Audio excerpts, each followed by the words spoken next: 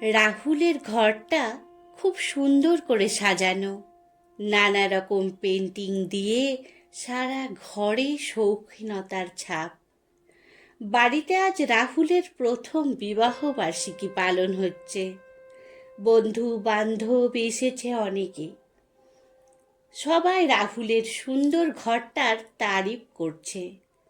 এর মধ্যে একজন বলে উঠল, এত সুন্দর ঘরে একজন বৃদ্ধা মহিলার ছবি কেন টাঙিয়েছ? বেমানান লাগছে। রাগে তো রাহুলের সারা মুখ লাল হয়ে গিয়েছে। স্ত্রী দোলা আর তার বাবা মা মিলে কোনো রকমে শান্ত করল রাহুলকে। ছবিটা যার, তার সবচেয়ে প্রিয় আদরের মানুষ তার ঠাম্মার। ঠাম্মার ব্যাপারে কিছু বললে মাথা ঠিক রাখতে পারে না রাহুল।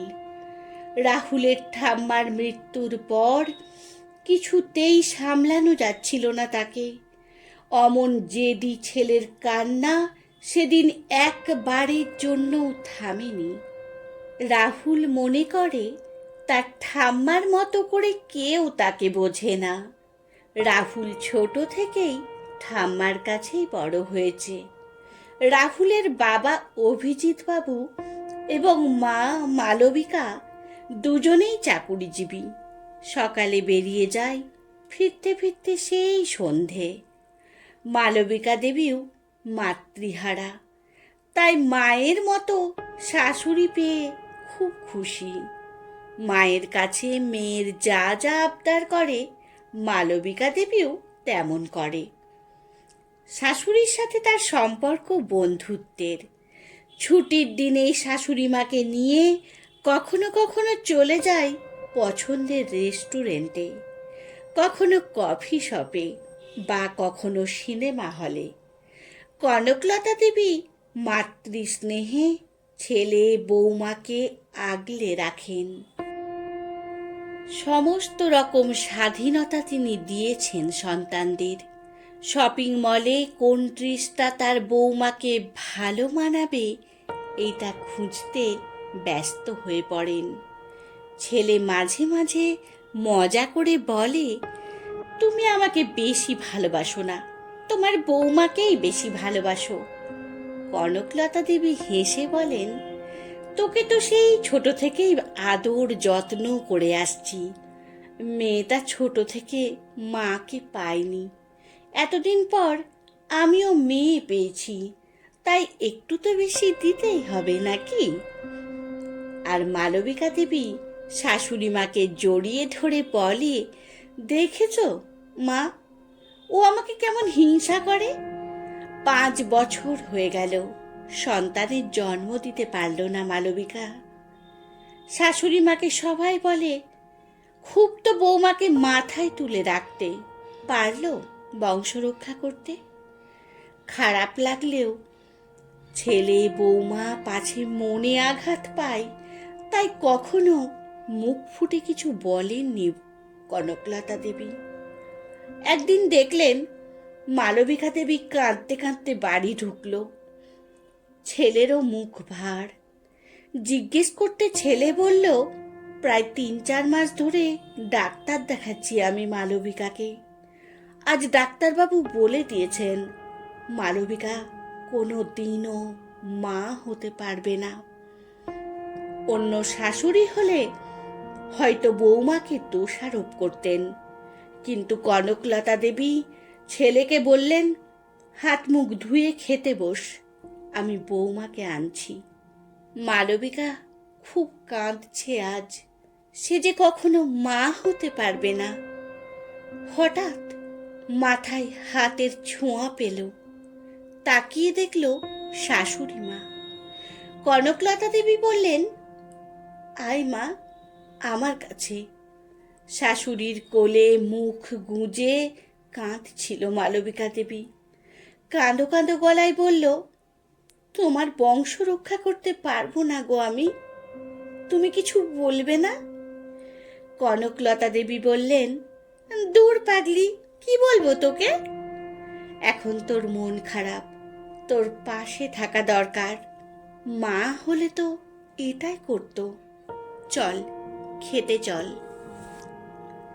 ছেলে বৌমাদের খাবার দিয়ে নিজের খাবার নিয়ে বসে কনকলতা দেবী বললেন, শোন বাবা, এ জগতে অনেক শিশু আছে যাদের বাবা মায়ের পরিচয় নেই। আমি চাই তাদের মধ্যে একজন তোদের পরিচয়ে বড় হোক। অনাথ আশ্রমের বাচ্চা দত্তক নেওয়ার চেষ্টা করে দেখ দুজনেই।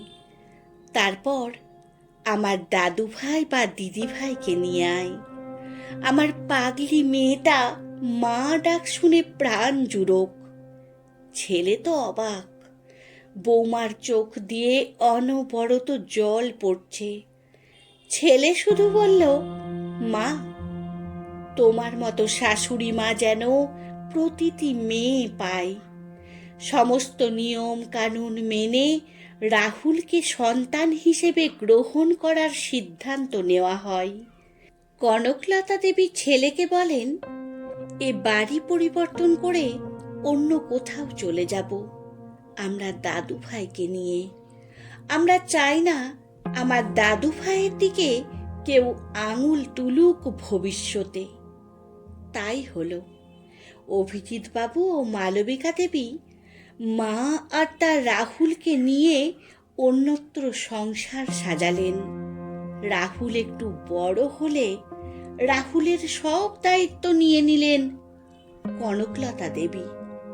খাওয়ানো, ঘুম পাড়ানো, স্নান করানো, স্কুল বাসে তুলে দেওয়া, সব করতে গিয়ে তিনি যেন ভুলে গেলেন নিজের বয়স। শান্ত লাজুক রাহুলের যত গল্প তার ঠাম্মার কাছে, সে ড্রয়িং ক্লাস হোক বা স্কুলের। মালবিকা দেবী বাড়ি ফিরতেই রাহুল ঝাঁপিয়ে পড়ে মায়ের কোলে। মা মা শব্দে বাড়ি গম গম করে। আর বাবা তো তার প্রিয় বন্ধু। ঘুমোনোর আগে ঠাম্মার কাছে গল্প না শুনলে রাহুলের ঘুমই হয় না। রাহুল পেয়েছে পরিবার, আর কনকলতা দেবীর পরিবার পেয়েছে সন্তান। নাতিকে নিয়ে এখন ভীষণ ব্যস্ত থাকেন কনকলতা দেবী। ছেলে বৌমা বলেছিল রাহুলের দেখাশোনার জন্য লোক রাখবে, যেহেতু মায়ের বয়স হচ্ছে। কনকলতা দেবী বলেছেন, আমার নাতিকে আমি একাই দেখতে পারবো, আর কাজ করে দেওয়ার জন্য লোক তো আছেই। খেলা পড়া সব একসাথে চলে রাহুলের। এইভাবে রাহুল আস্তে আস্তে বড় হতে লাগলো। একসময় রাহুল যুবক হলো। এখনো প্রতিদিন ঠাম্মার কাছে সব কথা বলা চায় তার। একদিন রাহুল ঠাম্মার ঘরে গিয়ে বলে, ঠাম্মা, তোমাকে একটা কথা বলবো বলবো ভাবছিলাম। কনকলতা দেবী মুচকি হেসে বললেন, কি কথা? আমার দাদু ভাই প্রেমে পড়েছে তো, আমি জানি। অবাক হয়ে রাহুল বলল, কিন্তু ঠাম্মা, আমি তো তোমাকে কিছু বলিনি। ঠাম্মা বলল, সেই ছোট্টবেলা থেকে আমি তোকে বড় করেছি, আমি তোর মনের সব কথা বুঝতে পারি। রাহুল বলল, কিন্তু বাবা মা তো মানবে না। কনকলতা দেবী বললেন, মেয়েটাকে একবার বাড়িতে নিয়ে আয়, যখন তোর মা বাবা থাকবে না। রাহুল তাই করল। তিনি দোলার গাল টিপে আদর করে বললেন, এই আমার মিষ্টি নাত বউ তাহলে?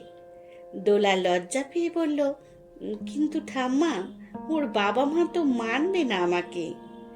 কনকলতা দেবী হাসতে হাসতে বললেন, ওর বাবা কিন্তু নিজের পছন্দ মতো মেয়েকেই বিয়ে করেছিল, সেটা আমি মেনে নিয়েছিলাম। এই নিয়ে তোরা কিছু ভাবিস না।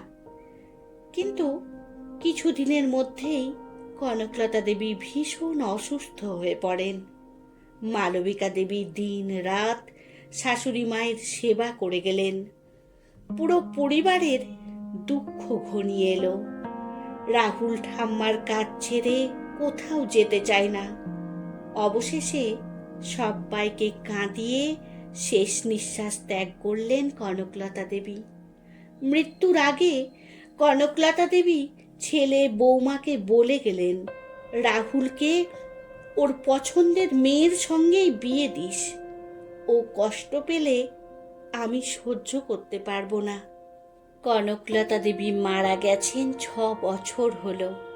রাহুল এখন চাকরিজীবী। রাহুলকে তার বাবা মা তার পছন্দের মেয়ের সাথেই বিয়ে দিয়েছেন। রাহুল আর দোলার কোল জুড়ে এসেছে এক ফুটফুটে কন্যা সন্তান। রাহুল ছুটে গিয়ে মেয়েকে কোলে নিয়ে বলল, দেখো বাবা, পুরো ঠাম্মার মতো। আমি তোকে কনক বলেই ডাকবো, আর অনেক অনেক আদর দিয়ে বড় করব। আসলে একমাত্র স্নেহ, মমতা, ভালোবাসায় পারে মানুষকে আপন করে নিতে, সে রক্তের সম্পর্ক হোক বা না হোক।